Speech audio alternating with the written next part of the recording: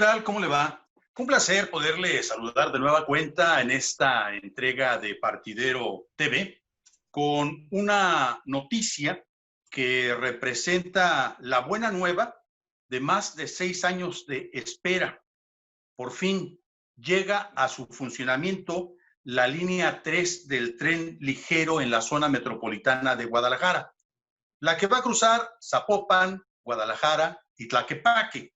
Dicen que se extiende por 21 kilómetros, que tiene cuando menos 18 estaciones. Y luego, recientemente, Esperanza Romero Díaz, habría que destacar el trabajo que hace la gente de los medios de la Universidad de Guadalajara y el diario NTR, en donde se pusieron a indagar cómo va con los costos esta obra.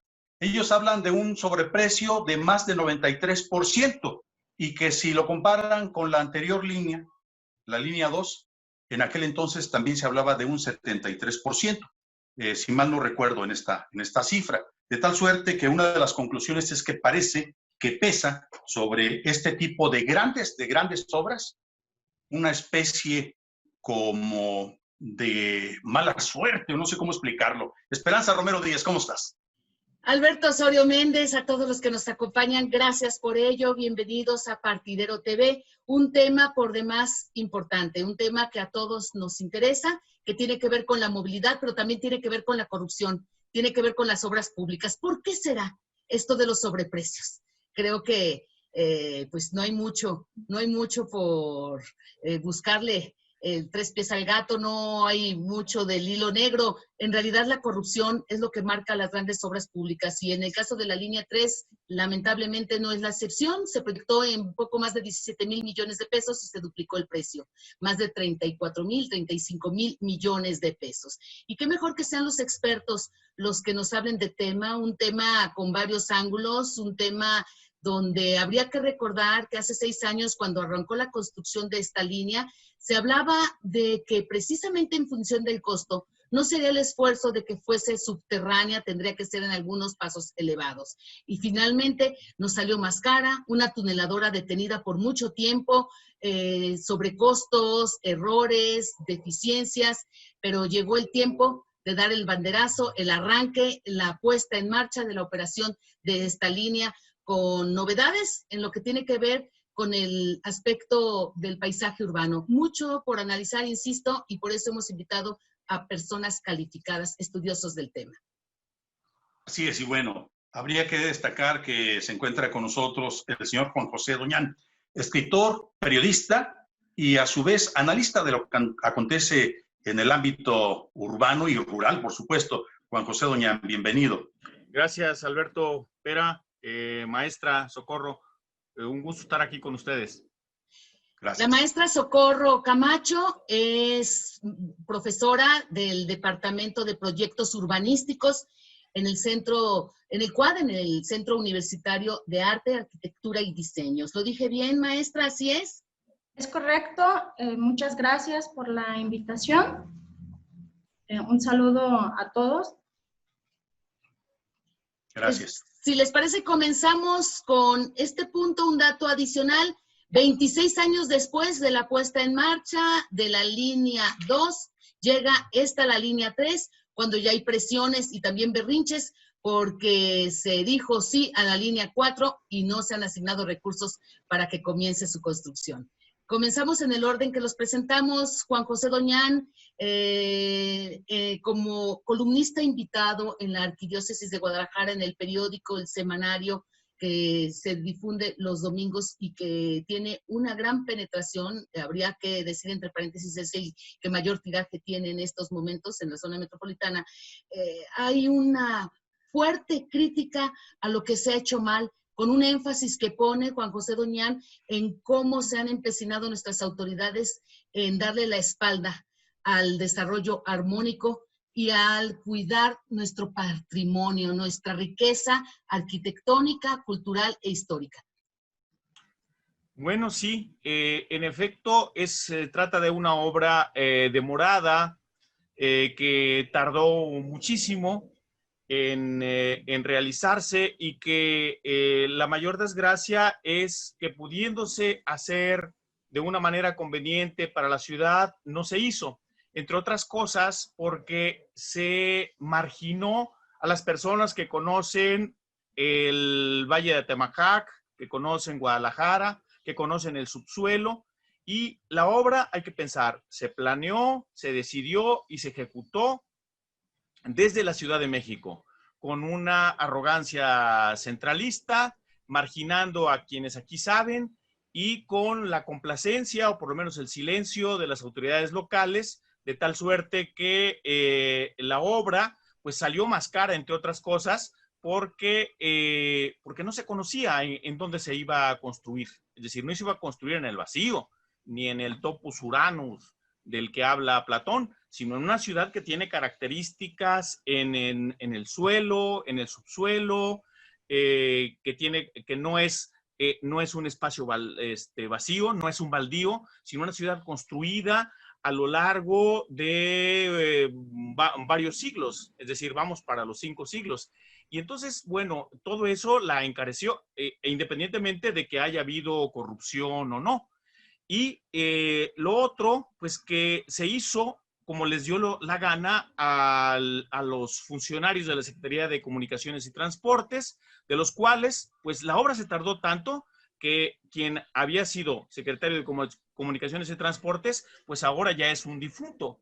Y entonces tenemos ahora las consecuencias, entre otras esas que tú mencionas, espera, que es que de pronto se les ocurrió que en un lugar que tiene un entorno, un par de plazas, sobre todo que son las más afectadas en este aspecto, que es la Plaza de Armas, que es la plaza más antigua de Guadalajara, es una plaza de principios del siglo XVII, que de pronto pues, se les ocurrió ponerle ahí un adefesio, que como acceso a la entrada y salida de esa estación, de la estación Centro Histórico, Catedral, yo no sé finalmente cómo le vayan a llamar, y entonces lo que hace es que se come más de 200 metros cuadrados de la plaza y además tiene una saliente que afecta la visual, es decir, que en ciertos aspectos no se ve ni el Palacio de Gobierno, ni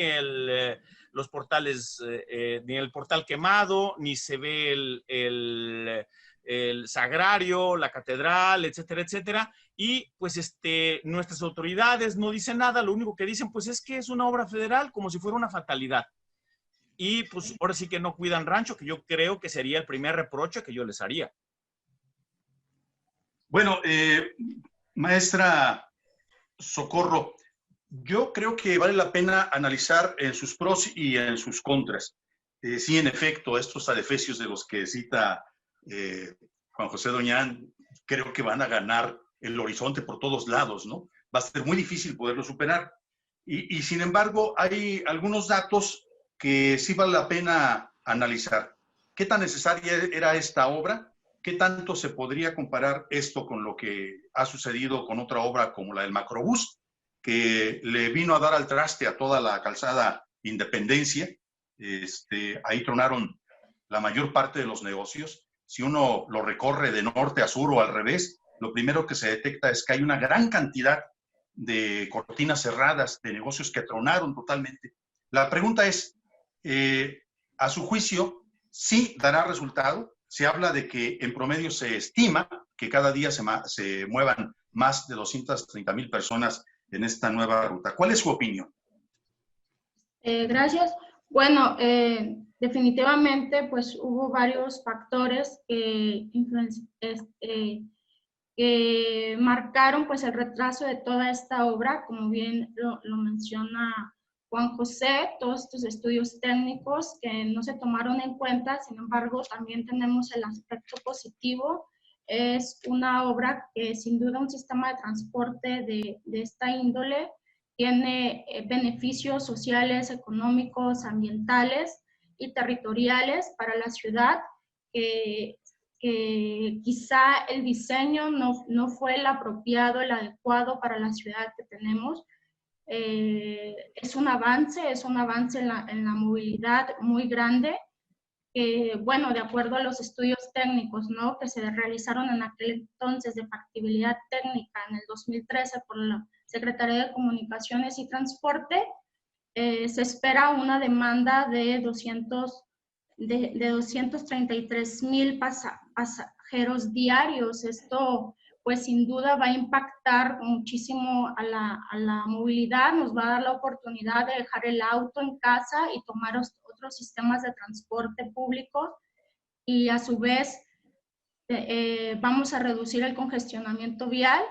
Reduciendo el congestionamiento vial vamos a reducir la contaminación ambiental, auditiva, el estrés, cuestiones de accidentes viales, que tantos accidentes tenemos.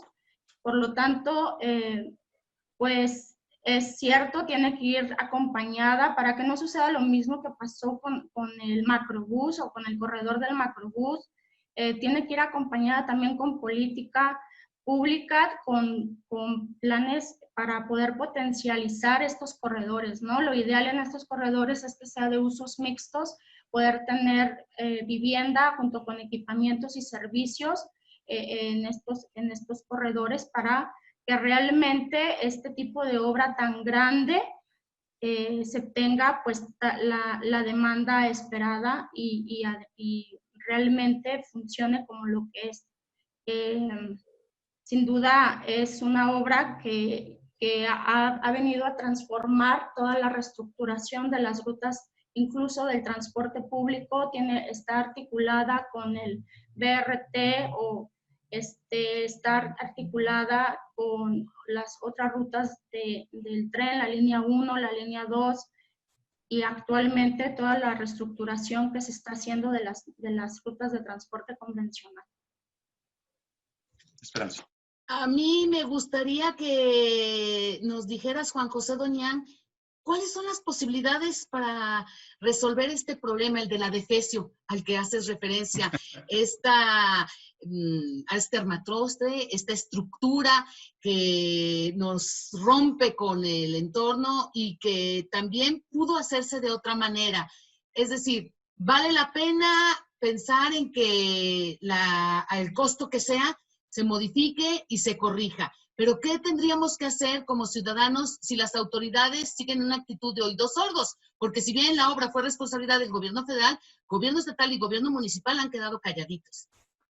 Bueno, yo creo que sí diríamos que son obras reversibles y son las menos costosas. ¿Cuál es lo más costoso? Lo más costoso es solidificar el Templo de San Francisco, que es una de las edificaciones más antiguas de la ciudad, más aún que la propia catedral, y que ha quedado resentido, entre otras cosas, porque los trabajos que se hicieron de solidificación no fueron bien hechos. Entre otras cosas, por esto que decía, o sea, es de pronto alguien que llega a tu casa, quien conoce tu casa, pues eres tú mismo o tú misma. Pero de pronto llega alguien con una suerte de soberbia, de arrogancia, de grandeza o de suficiencia moral y dice, no, tú estás equivocado, las cosas son así, de esta manera y de esta otra.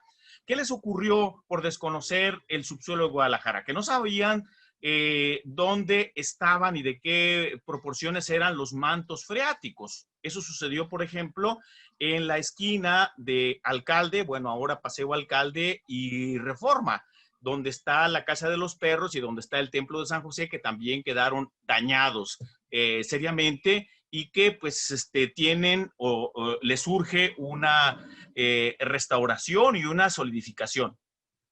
Y bueno, así que entonces a mí me parece que lo otro es simplemente cortar con cegueta o con soplete esos armatostes, esos adefesios, esas estramancias y mandarlas a la fundidora y tan tan. O sea, eso es relativamente barato. El daño está en lo otro.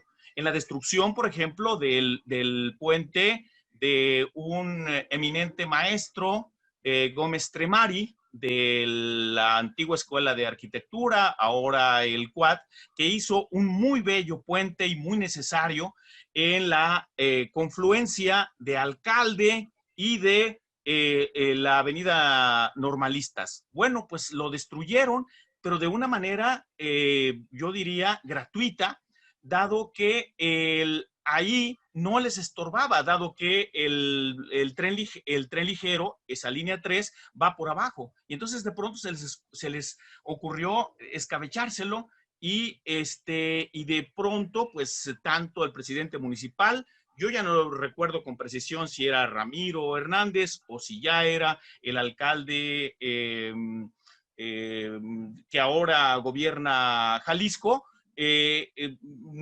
guardaron silencio, no dijeron nada, más aún yo diría, ni siquiera las autoridades de la Universidad de Guadalajara dijeron, oigan, pues esa es una obra muy importante, es una obra de autor, está bien que la muelen, pero a su madre respétenla. En fin, hubo una suerte de silencio y una suerte de aceptación. Yo creo que lo más grave del caso es que hay una sumisión muy triste a los designios que se han hecho desde el centro en esta obra. Por lo demás, por supuesto que va a ser una obra que va a traer beneficios para la ciudad. Es decir, es una línea que se tardó 26 años, porque desde el minisexenio, desde que se inauguró en 1994 la línea 2, que es una línea finalmente rabona, porque es una línea que va solamente de Tetlán al centro. Es decir, no atraviesa como la línea 1 que va de periférico a periférico, es decir, de norte a sur. Esta quedó a medias, es decir, un poco como un abono. El que abona pagar quiere. Lo que pasa es que nada más se hizo el primer abono. Y esta tercera se estuvo esperando 2 decenios y medio, entre otras cosas porque las autoridades panistas cuando llegaron le encontraron un desafecto al tren ligero, que finalmente es un sistema pues mucho más moderno, ventajoso, más apreciado por las propias personas y de hecho menos invasivo siempre y cuando se haga bien. El problema es que el capital intelectual para hacer la obra bien estaba aquí a la mano, que son las personas que viven en esta ciudad, que estudian en esta ciudad, que se han formado en esta ciudad y que conocen esta ciudad. Pero entonces se hicieron a un lado, dizque porque la obra la pagó el gobierno federal. No, la pagaron los jaliscienses, porque los jaliscienses contribuyen finalmente al presupuesto federal y ahora hay un reclamo de que son más lo que nosotros damos que lo que nos regresa a la federación. Así que entonces no es ningún don gratuito, no nos vienen a hacer ningún favor. Tienen que hacernos algo y lo que debemos exigir es que nos lo hagan bien. A ver, déjame interrumpirte un poquito, Juan José.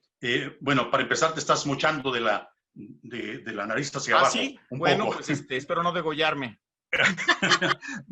Mira, vamos por partes. Es muy interesante lo que está sucediendo con el anuncio de la inauguración, que la inauguración ya la había hecho en falso el señor Peña Nieto antes de retirarse de su administración, que para mí es como una especie de fiesta porfirista lo que está ocurriendo, ¿no? Da la impresión de que lo que se va a inaugurar es el tranvía que une los 3 principales municipios de Jalisco, Zapopan, Guadalajara y Tlaquepaque.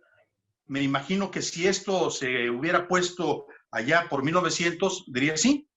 Pero hay otro dato en donde sí es muy importante tomar en consideración qué pasa con la sociedad. ¿La sociedad es invitada de piedra o la sociedad sí participa? ¿Y qué pasa con nuestra élite gobernante? Ya invitaron a los empresarios, invitaron a los dueños de los medios de comunicación y a los gerentes que por lo común están de acuerdo con lo que el gobernador en turno diga, independientemente de si es de MC, si es del PAN o si es del PRI. Recuerdo un dato muy importante que fue como propuesta de campaña de los priistas para regresar a la gubernatura y sacar a los panistas. Ellos decían, en 25 años, el tren ligero no creció un solo metro, y se lo decían en alusión en parte al PRI, pero sobre todo a los 18 años que estuvo el PAN. Y otra cosa que me parece incluso hasta como para hacer una buena crónica, muy a tu estilo, Juan José Doñán, ¿cuál es la importancia de llevar al potrillo a que se dé una vuelta en el tren? Yo me imagino que él no se va a trepar con sus guaruras, me imagino que difícilmente va a estar atendiendo en el tren ligero. Es más, casi estoy seguro que será la primera y la única vez que se suba el potrillo al tren ligero junto con Pablo Lemus o quizá el gobernador? Bueno, a ver, con todo lo que has comentado, desde luego, pues habla de la frivolidad y de la ligereza y de la vacuidad de nuestra clase política. Es decir, esta cuestión celebratoria de inaugurar algo que no está terminado, que además pues está en un estilo que yo diría que heredamos de don Porfirio durante las administraciones priistas y pospriistas y pospanistas, y yo no sé si ese estilo de gobernar, que diría don Daniel Cosío Villegas, vaya a prevalecer. Es este gusto, diríamos, por lo fatuo, por lo globero y cosas por el estilo, máxime cuando estamos ya acercándonos a un periodo electoral o preelectoral de renovación de mandos, por ejemplo, en nuestro medio, municipales y legislativos. A ver, yo creo que lo grave aquí del asunto es que los habitantes, los vecinos de Guadalajara, de Zapopan y del municipio de Tlaquepaque no son invitados de piedra. Muchos de ellos son víctimas de quienes vivían cerca, sus casas habitación han quedado afectadas y no se sabe quién se las va a restaurar. En segundo lugar, una gran cantidad de negocios que cerraron para siempre y que nadie salió a ayudarlos, a apoyarlos o siquiera a darles esperanzas. Y en el caso particular de nuestras autoridades, pues se pasaron la bola. Es decir, se escondieron, utilizaron o emplearon la táctica del avestruz con el pretexto de que se trata de una obra federal, pero no cuidaron rancho. Y entonces, finalmente, las afectaciones, pues son a ver si desde el centro nos hacen el favor de reparar. Ay, por favor. Bueno, a ver, pues entonces seguimos siendo un país centralista donde fuera de México todo es Cuautitlán, en este caso Cuautitlán, Jalisco. Y entonces creo que en ese sentido ese es un reclamo que tenemos que hacerlo. Es decir, a ver, todavía no tenemos la película completa, no tenemos un recuento completo de los daños de esta obra, que por lo demás, por supuesto que es una obra que va a ser útil, que era necesaria, que se tardó muchísimo tiempo. Yo recuerdo que ese proyecto existía desde el interinato de Rivera Cebes, que ya se hablaba de esa obra que estaba ahí y demás, que ya había incluso un crédito, que había un apoyo del gobierno federal, entonces encabezado por Ernesto Zedillo, pero llegan los panistas y le encuentran un desafecto, les cae gordo el tren ligero y finalmente lo que salen es con el macrobús, que finalmente no tiene una aceptación social. Emilio González Márquez no pudo hacer la línea 2 porque hubo una oposición, no solamente de los alcaldes, hubo una oposición social. Y entonces, vamos a decir, contra la línea 3 no hay una oposición. Lo que pasa es que se hizo mal y se aceptó. Es decir, Aristóteles Sandoval, siendo gobernador, tuvo un papel completamente pasivo, completamente de que lo que se dispusiera en la Ciudad de México era correcto. Y lo mismo los alcaldes. Es decir, se permitieron cosas, o sea, todo tipo de atentados, de daños y demás, y hay una suerte de silencio, de un CIPER que realmente es muy penoso y que nos hace recordar lo que de una manera irónica dijo Álvaro Obregón cuando llegó en 1914 a Guadalajara, que había llegado y que estaba finalmente contento de haber llegado al gallinero de la República. Palabras dolorosas. Maestra Socorro Camacho, ¿qué opinión le merecen las declaraciones que hizo Emilio González Márquez después de el paseo que les dio el gobernador Enrique Alfaro hace unos días antes de la inauguración, por supuesto, de esta línea 3, la inauguración oficial? Cuando dice a la prensa, se hubiera construido con ese dinero 12 líneas del macrobús, empecinado en las bondades de un macrobús que por supuesto le impulsó. Efectivamente, pues el macrobús es el símbolo pues del PAN, ¿no? El partido del PAN. Si nos vamos a las cuestiones técnicas de los precios, el macrobús efectivamente es implementar líneas de macrobús, las cuales también ya están proyectadas, ya están diseñadas, pues es mucho más barato que una línea de tren ligero, especialmente esta línea de tren ligero que se aumentó, como bien lo has mencionado, a 31.200 millones de pesos, efectivamente hubiéramos tenido un sistema de mayor cobertura o líneas de cobertura con un BRT. Sin embargo, también el BRT pues tiene sus contras, desde que contamina más que un tren a la larga, también necesita su carril exclusivo, y efectivamente pues el diseño de la línea 3 no fue el adecuado ni el idóneo, ¿no? Si bien se decía va a costar mucho más dinero hacerlo subterráneo todo, en aquel entonces que se proyectaba 17,000 millones y fue el doble, pues realmente si hubieran querido, hubiera sido subterráneo, tal cual, ¿no? Si bien lo que menciona o lo que mencionó, pues sí es cierto, se pudo haber tenido mayor cobertura y con menos costo para el beneficio de la sociedad, pero a largo plazo no se puede comparar con los beneficios que da un tren.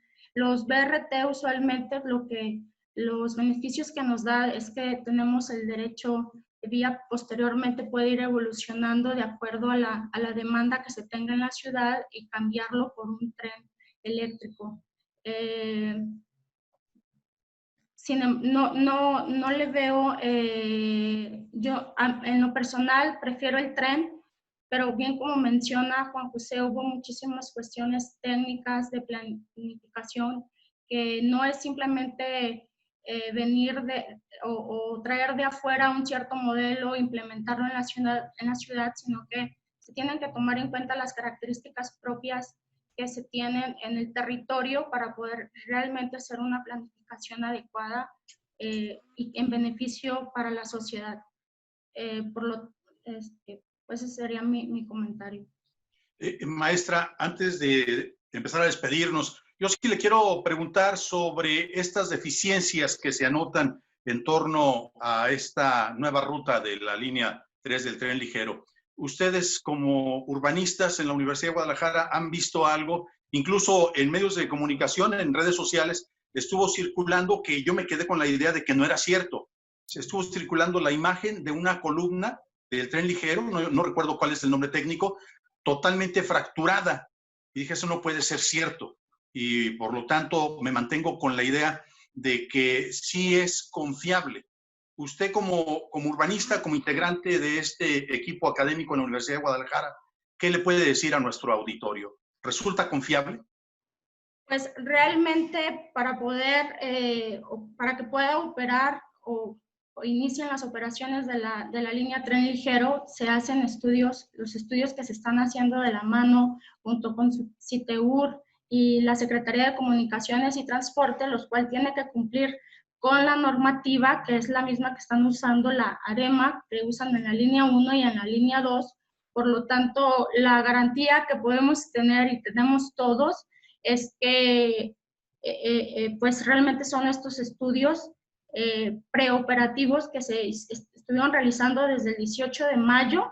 Es la única garantía que tenemos, ¿no? Pero es cierto, se han hecho y hay varios estudios con profundidad de análisis de expertos en cuestiones de todas estas fallas que se han estado observando en las mismas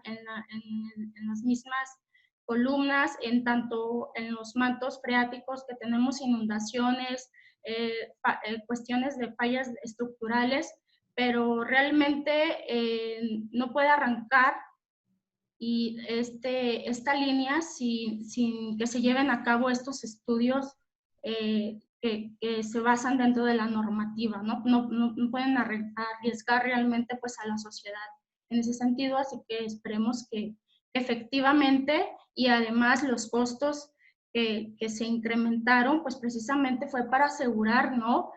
Claro. Que está funcionando como debe de funcionar, desde que se compraron materiales de mala calidad y reemplazar todos estos, muy mencionado los neoprenos, ¿no? Que se compraron, sí, y demás. Entonces esperemos que realmente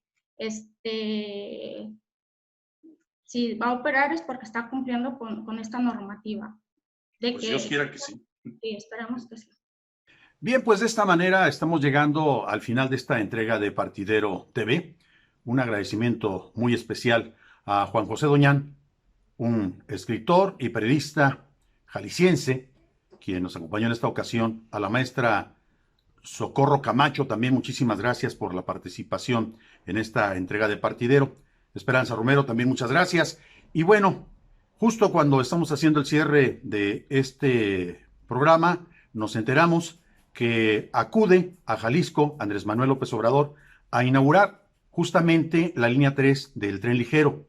Y en el marco de este acto inaugural se anuncia la construcción de la línea 4, esta que se ha prometido y que, según se recuerda, correría hacia el municipio de Tlajomulco de Zúñiga. Vamos a ver qué ocurre. Por lo pronto, hoy Andrés Manuel López Obrador y el gobernador de Jalisco, Enrique Alfaro Ramírez, se vieron las caras, fijaron sus posiciones y el presidente aprovechó para hacer este anuncio de esta nueva ruta. Muchísimas gracias por el favor de su atención. Yo soy Alberto Osorio Méndez.